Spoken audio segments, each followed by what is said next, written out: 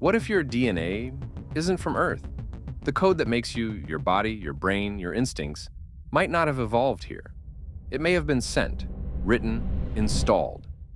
For decades, we've believed evolution was blind, driven by chance, mutation, and natural selection. But there's a problem. DNA doesn't look random. It looks structured, like code, with logic, syntax, and subroutines that no one can explain. Some scientists call it the most advanced information system in the known universe, but no one knows who or what wrote it. And here's the question no one wants to ask. What if it wasn't evolution that shaped us, but an intelligence? This is Theoricon. And in this episode, we're going to decode the theory that human DNA may have been designed by something not human. DNA is made of just 4 letters, A, T, C, and G. With that alphabet, life has written everything, from bacteria to blue whales to us. But here's where it gets strange. Unlike random chemistry, DNA isn't chaotic. It's organized. It has rules. It has patterns. In 2013, scientists at Kazan Federal University noticed something odd. They found non-random arrangements in our genetic code, patterns that looked less like biology and more like language. They described a kind of syntax within DNA, like nested commands in a program, functions inside functions. Even stranger, DNA can debug itself. It corrects errors. It repairs damage. One researcher called it an ancient self-sustaining operating system. Think about that. We don't see self-repair in rocks. We don't see error correction in rivers. But life has it built in.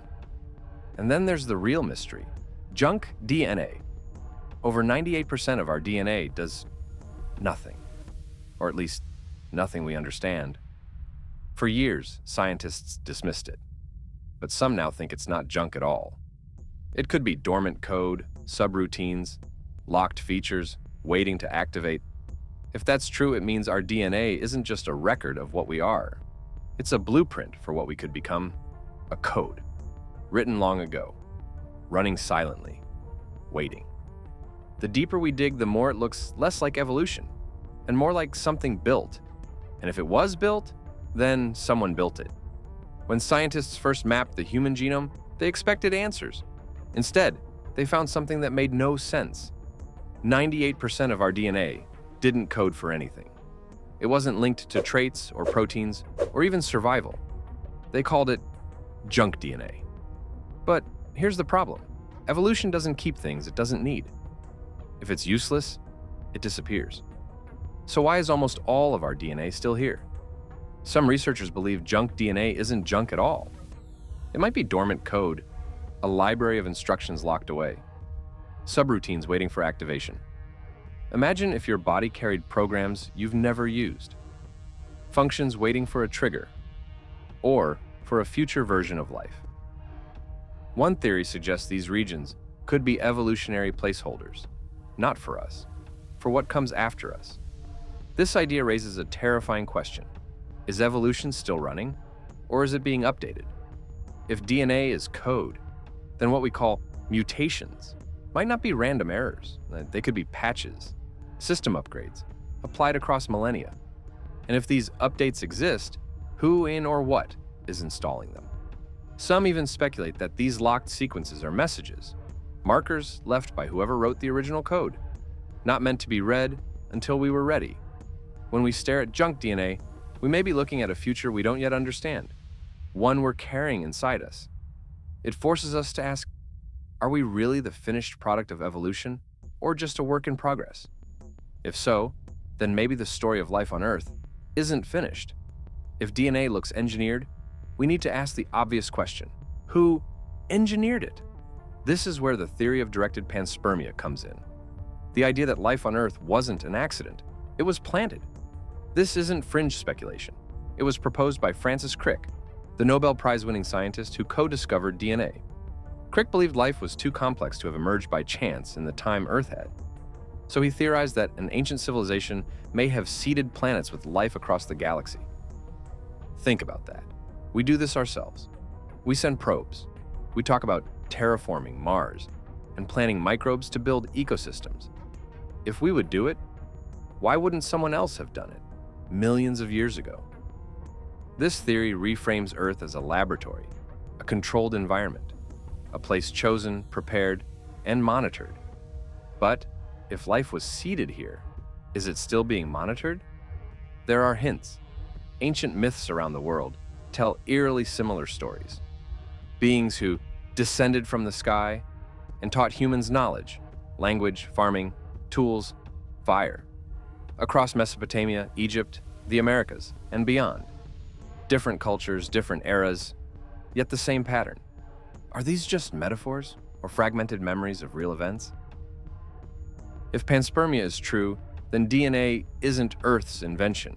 It's imported. And that changes everything. Because if DNA didn't start here, then we didn't start here. It means humanity might be part of a much older design, a chain of life stretching across planets, and maybe even galaxies. And it makes one thing painfully clear. If we were seeded, then somewhere out there is the seeder, the architect, the intelligence that wrote the code. We've spent centuries searching for aliens out there. But maybe the first proof of alien life was inside us all along. If our DNA really was seeded, then it's not just life that's strange. It's how fast we've changed. Evolution is supposed to be slow, incremental, millions of years of tiny steps. But humans? We broke that rule. In just 2 million years, our brains nearly tripled in size. We went from stone tools to space stations, from fire to quantum physics. Some researchers argue our cognitive leap is too fast for natural selection alone. It's like we skipped steps, or got upgraded. We've even started editing our own DNA. For the first time in history, we've become the programmers of life, tweaking the same code we came from. Think about what that means. The code isn't just running, it's recursive, a self-improving loop. What if that was the plan all along? Some theorists believe intelligence itself might be a mechanism, a way for DNA to become aware of itself, life reaching a point where it begins to decode its own origins. It's a strange idea. But here's the kicker. We already do this. With AI, we build training models. We let them run on their own. Then, when they plateau, we step in. We tweak them. We upgrade their code. What if we're living through the same process? An experiment set in motion eons ago, nudged every so often by its creators. Our sudden leaps, tools, fire, language, cities, they don't feel random. They feel guided. And now we're approaching something unprecedented. Biological evolution merging with technology and consciousness, a convergence. The moment the code begins to see itself, what happens then? Do we meet our designers, or do we become them? If our DNA really is a program, then is there a signature? A marker left behind by whoever, or whatever, wrote it? Some scientists have looked, and what they've found is unsettling.